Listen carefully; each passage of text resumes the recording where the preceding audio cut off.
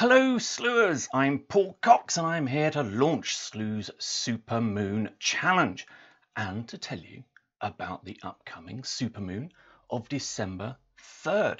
Now this is an audio only livecast, but if you are watching in the Situation Room at slooh.com, you'll see just below the video panel there's a little tab that says Canary or Sky. Now if you hop over to that, you'll see that we've got some pretty thick cloud and humidity over the Canary Islands observatory tonight, but we still have loads, and I mean loads, of fascinating things to learn about the supermoon and Slooh's Supermoon Challenge. So we're celebrating the upcoming supermoon over the next couple of weeks, and we want you to join in the fun. And my word, it is going to be fun, but that will depend on how many of you participate. So on December 3rd, the full moon will be the largest full moon of 2017. Now, astronomers call this a perigean or perigee-syzygy full moon. And kind of that mouthful probably explains why most people refer to it as a supermoon, maybe. Anyway, for much of human history, full moons have kind of taken the blame for a whole host of occurrences.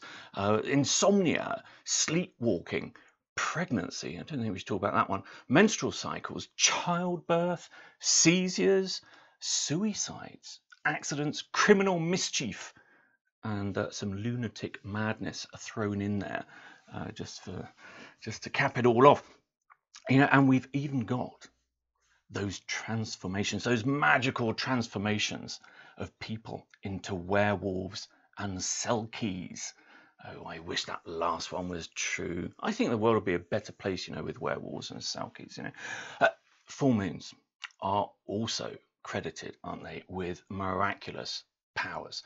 In Northern Ireland, people would take their sick relatives down to a lake on the night of full moon, believing it had healing properties. And in Brittany, that's in France, people drank the moon to help them conceive. Now, I've got a picture in my mind that I won't share with you on that last one there. Anyway, what do you think? Although modern science, it hasn't really exactly supported many of these claims, it is undeniable that that glorious and glowing silver orb that we see in the night sky brings magic. It really does sometimes leave us moonstruck.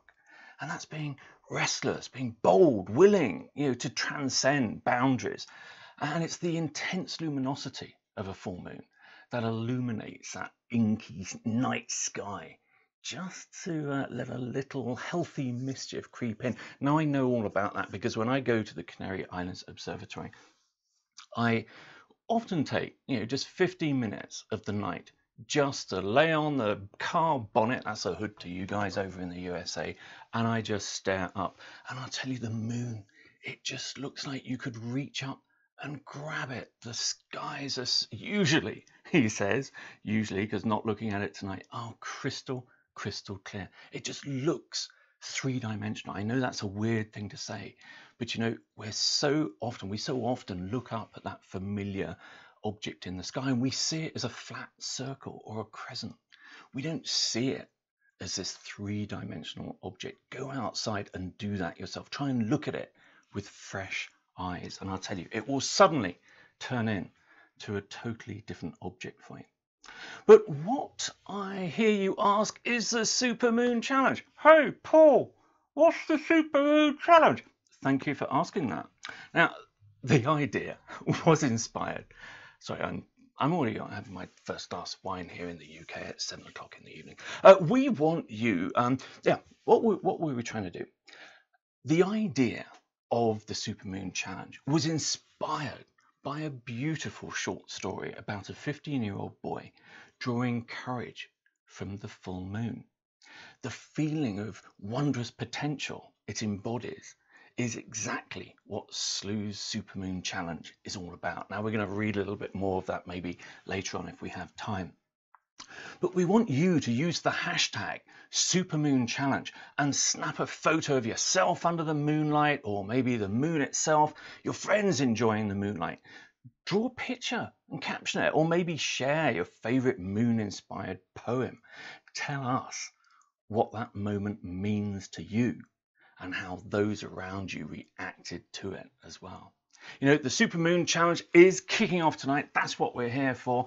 And we've got what would be, if we could just see through those pesky clouds, we can sit in the all-sky view there, we would be seeing this stunning waxing crescent moon. So if you've got a clear sky tonight, go outside shortly after darkness, look towards the west, and you will see this amazing waxing crescent moon. If you've got a pair of binoculars, even better.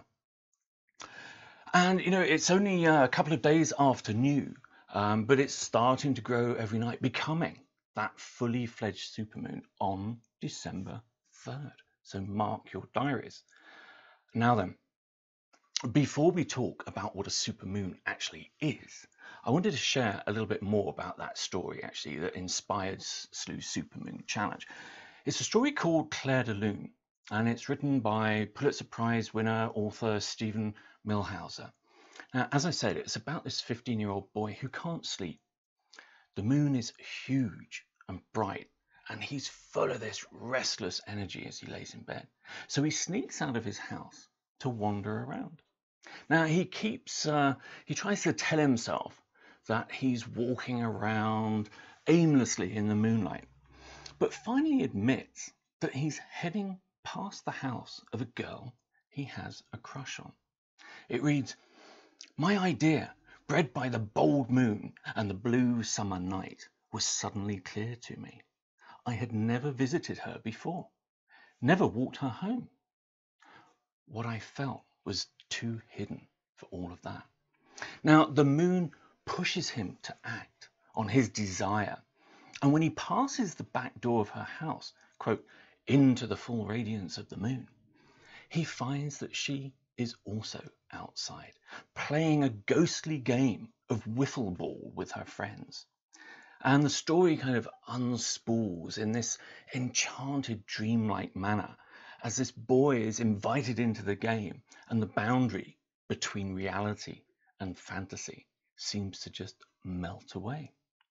Now, if you would like to listen to a longer extract of that, then after this live cast, just pop over to the Slooh.com homepage, scroll down and play the reading by renowned voice actor and Slooh member Roger Craig Smith.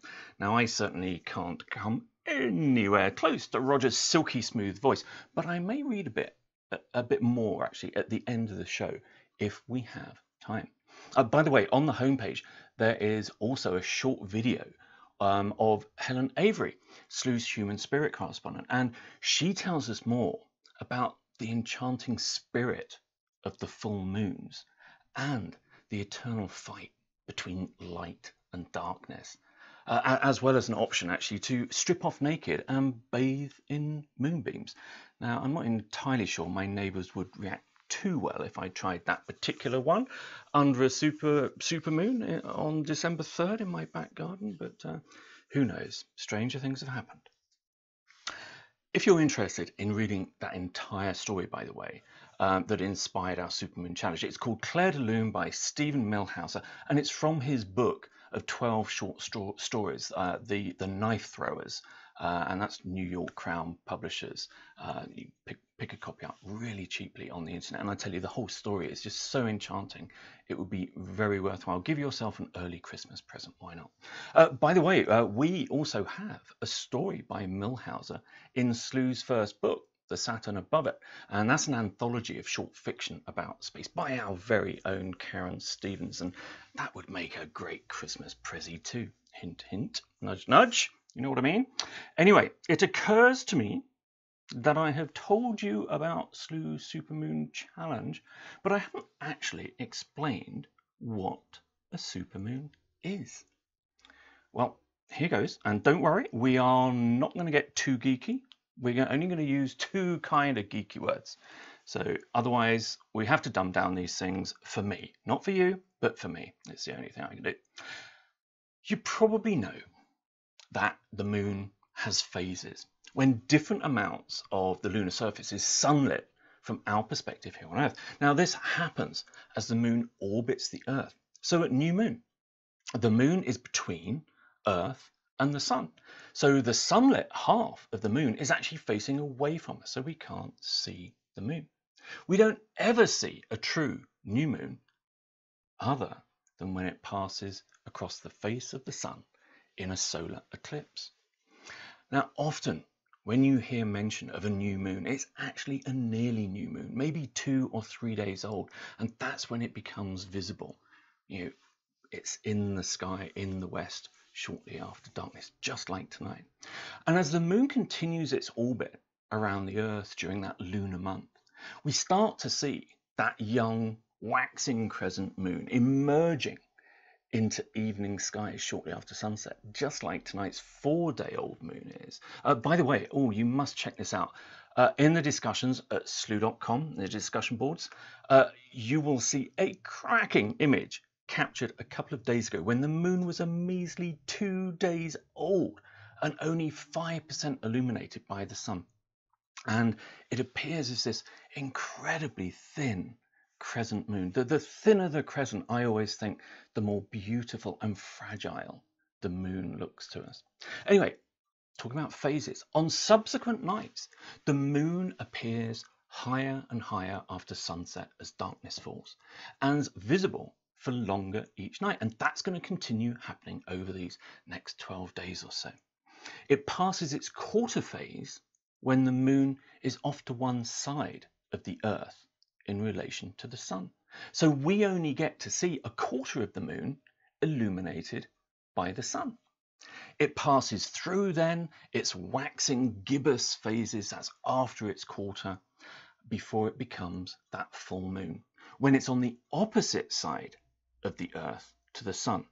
Now, at that time, we see the entire face of the moon illuminated by our local star, the sun.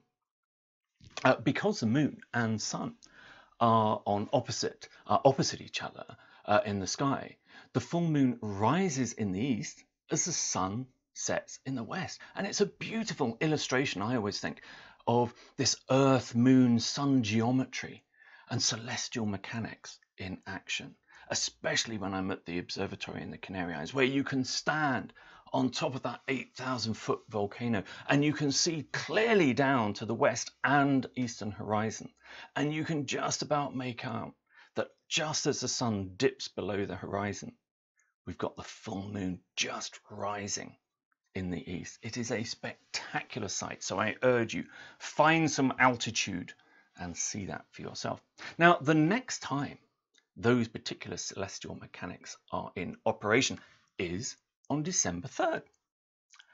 But, and it's a big but, none of this is what makes the supermoon super.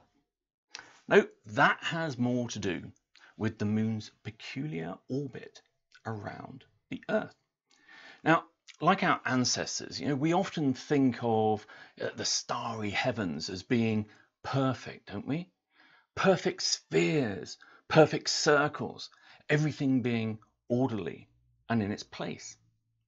The moon, is a near perfect sphere, but its orbit around the Earth is far from being a perfect circle. In fact, the moon's orbit is elliptical.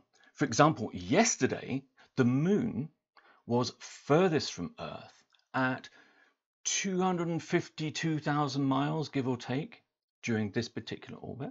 But as it approaches supermoon status on December the 3rd, it's only going to be 222,000 miles from Earth. That's a difference of around 30,000 miles. That's a huge number. So you can see this elliptical orbit is really quite large.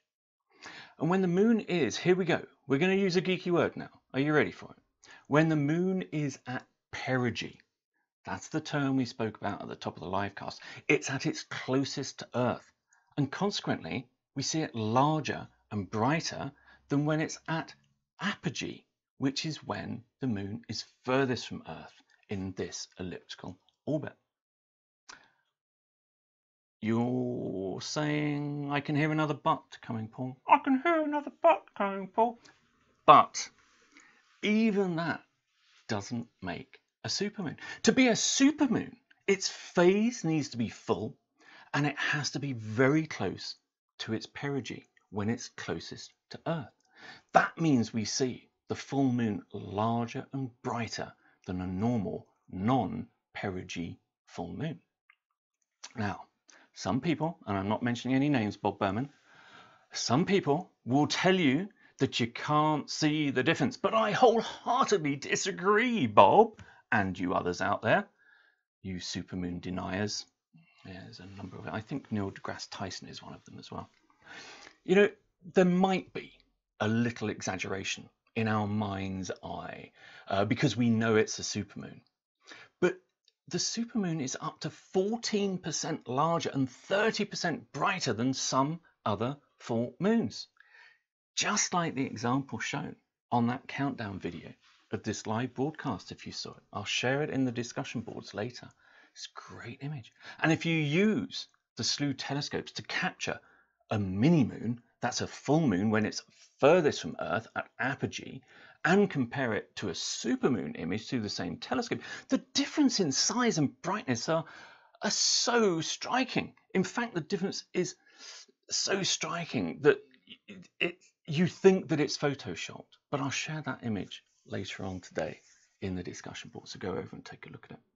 So anyway, listen, now you are armed with all of the info you need to dazzle your friends and family in the run-up to the 3rd of December. But don't forget, we want you lot out there to join in the supermoon fun and get them in on the act too. It's going to be great fun. We've got such a lot planned for this. Now, as the moon grows into that supermoon on December 3rd, we want you to capture kind of moon moments and share them using that hashtag of Supermoon Challenge. Share photos of yourself under the moonlight, videos, audio recordings, maybe even the moon itself. I'm going to be tracking the moon every night in the Slooh telescopes. Your friends, maybe they might be enjoying the moonlight, whatever they may be doing, even if it's dancing naked. Maybe not share those videos actually dancing naked around the full moon. Anyway, tell us what those moments mean to you and how those around you react to it.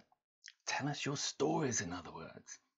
Now, I believe the Slooh team at headquarters in Connecticut, for those of you who are not in the USA, that's on the east coast of the USA, they are planning a huge bonfire that night outside the office to, quote, frolic around.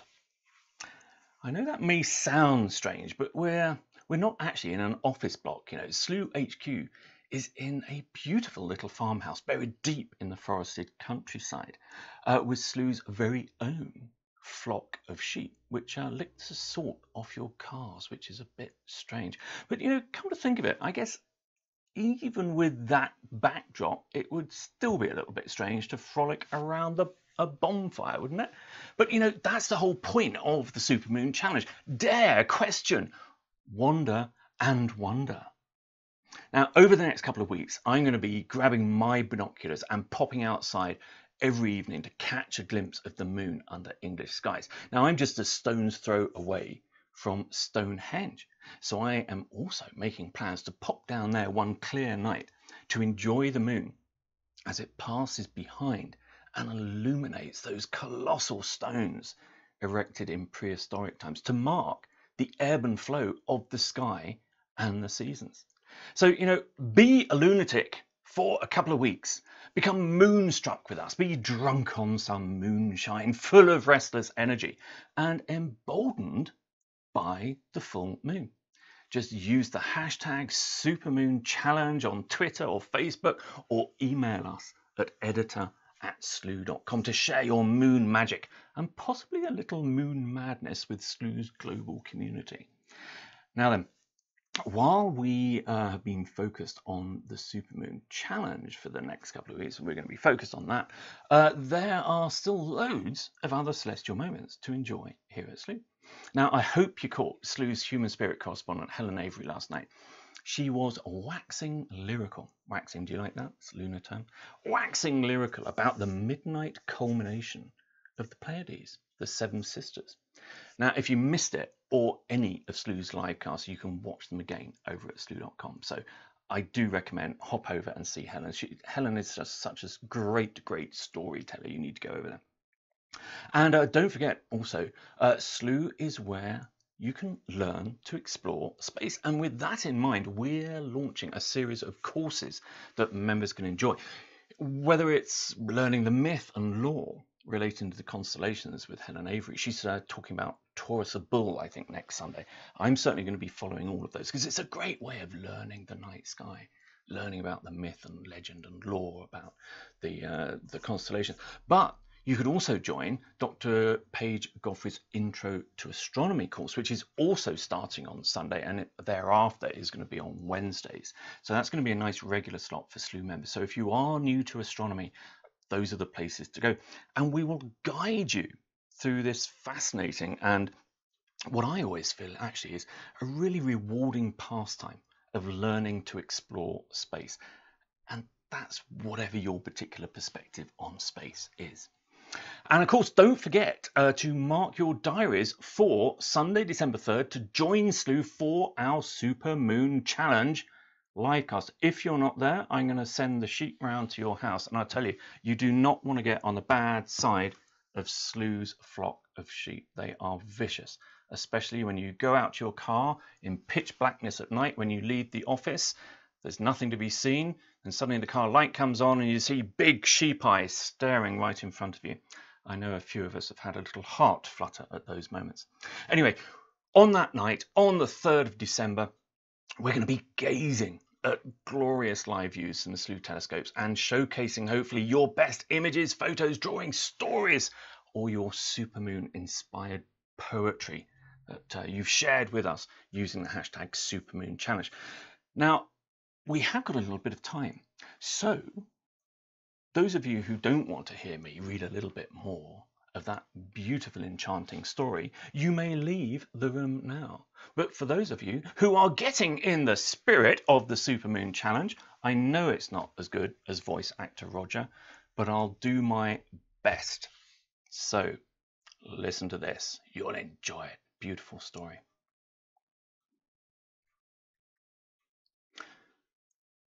One night I sat in bed harshly and threw the covers off. My eyes burned from sleeplessness. I could no longer stand this nightly violation of the dark. I dressed quietly, tensely, since my parents' room stood on the other side of my 2 bookcases, then made my way along the hall and out into the living room. A stripe of moonlight lay across the couch cushion. On the music rack, I could see a pattern of black notes on the Moon Street pages of Debussy's second arabesque, which my mother had left off practicing that evening. In a deep ashtray shaped like a shell, the bowl of my father's pipe gleamed like a piece of obsidian. At the front door, I hesitated for a moment, then stepped out into the warm summer night. The sky surprised me.